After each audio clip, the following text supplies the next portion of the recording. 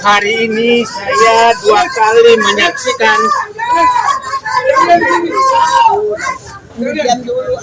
kali menyaksikan bagaimana ruang pengadilan digunakan oleh penegak hukum untuk menghukum orang sesuai pesanan penguasa dan oligarki.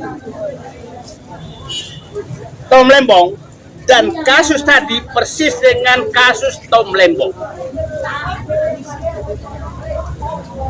Hakim hanya memfotokopi tuntutan jaksa. Hakim sama persis mengabaikan, mengesampingkan, berkali-kali tadi menyatakan mengesampingkan fakta hukum yang disampaikan oleh terdakwa, oleh penasehat hukum, oleh ahli yang disampaikan oleh terdakwa, dan selalu mengulang-ulang pembenaran dari terdakwa, dari penuntut yang menuntut Charlie Chandra.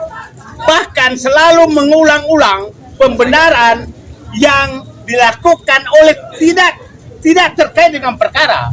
Publik harus paham bahwa yang menuntut Charlie Chandra ini adalah PT MBM, yaitu Mandiri Bangun Makmur, yang direktur utamanya adalah Letnan Jenderal TNI Purnawirawan Nono Sampurno.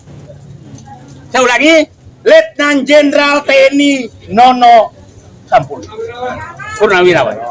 Nah, sekarang dengan fakta ini menunjukkan bahwa ruang pengadilan sudah digunakan untuk melegalisasi, menghukum orang yang tidak searah dengan oligarki dan kekuasaan.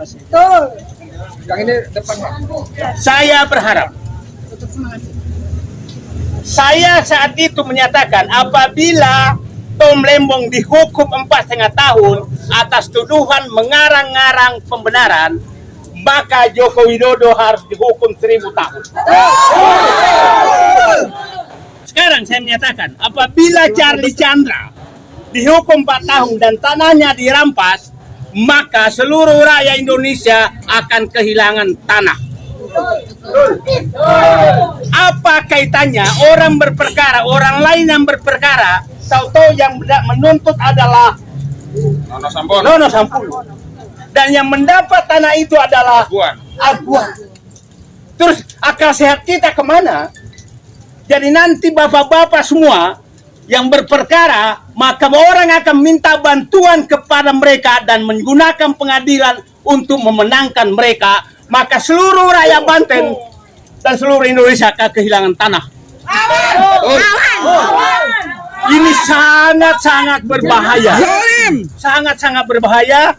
Anda bisa tidur di rumah, tanah Anda diambil oleh oligarki seluruh Indonesia lewat hakim yang sudah diatur dari luar. Saya mendengarkan tadi, coba supaya publik paham.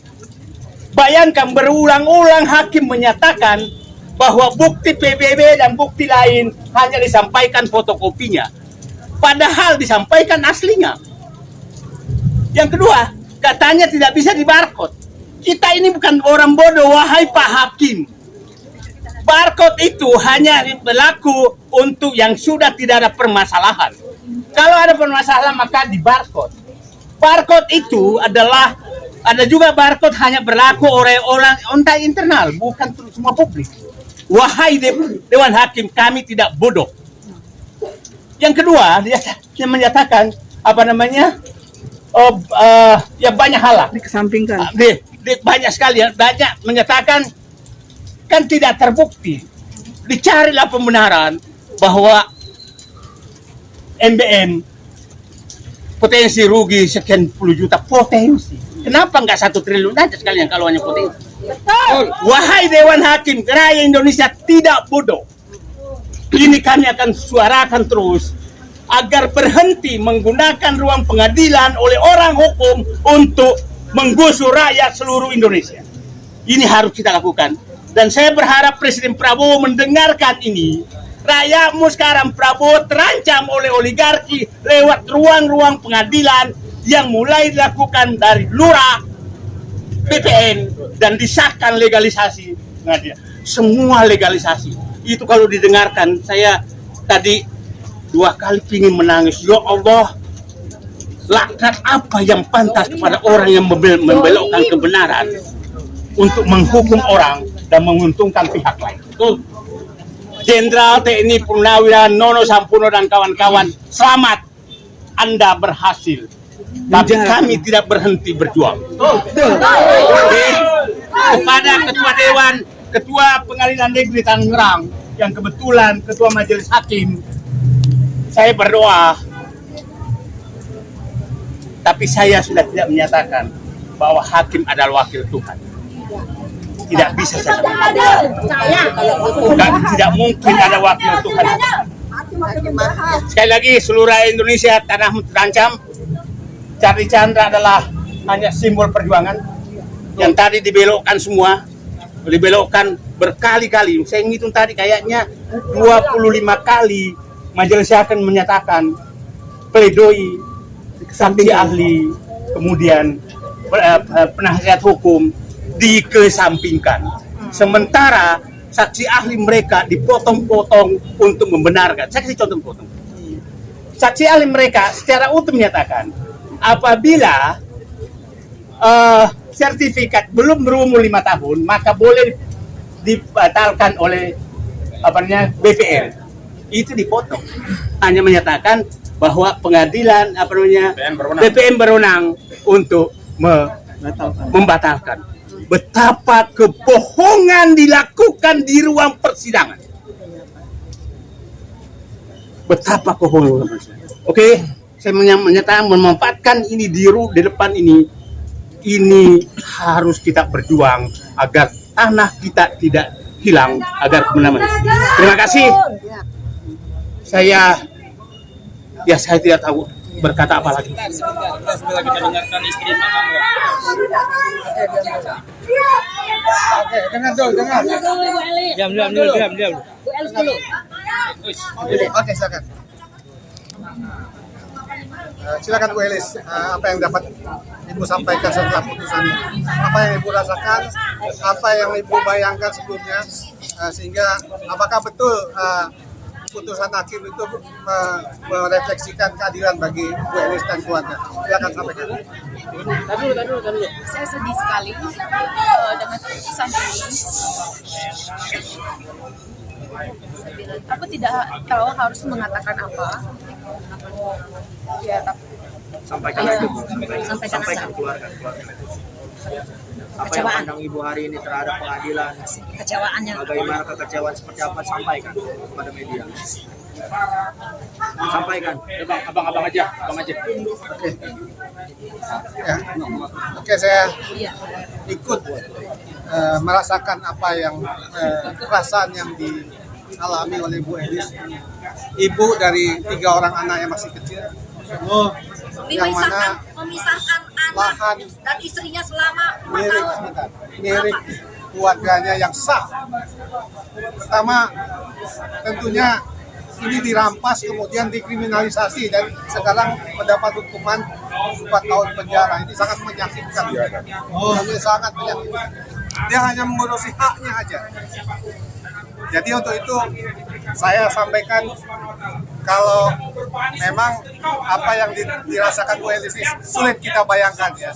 Tapi mudah-mudahan dia siap untuk menerimanya. Tapi proses pengadilan itu adalah pembuktian. Saya yang mengikuti pembuktian ini semuanya dari awal sampai akhir, sampai tuntutan, sampai kita melakukan pledoi, replik dan duplik. Semuanya itu betul-betul apa yang dibacakan dan apa yang disampaikan yang dari pertimbangan hakim tadi. Rekayasa. Itu betul-betul hanya menerima apa yang diberikan oleh tuntutan JPU. Sedangkan semua yang kita sampaikan dengan bukti-bukti yang demikian banyak itu dikesampingkan.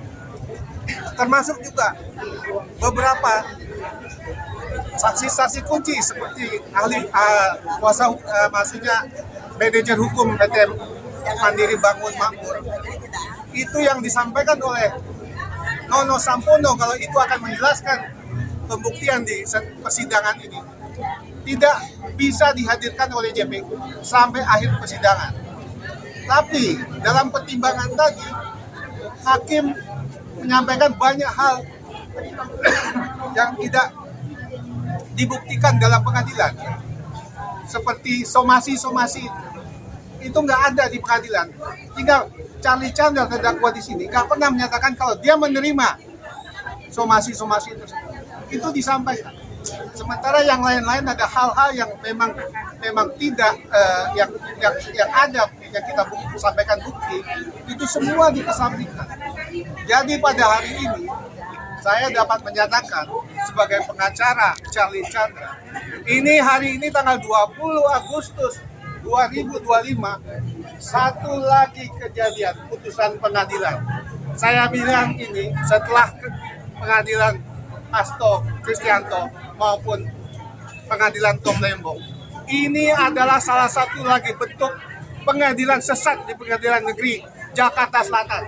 Pengadilan sesat ini buat saya. Makasih. Assalamualaikum warahmatullahi wabarakatuh.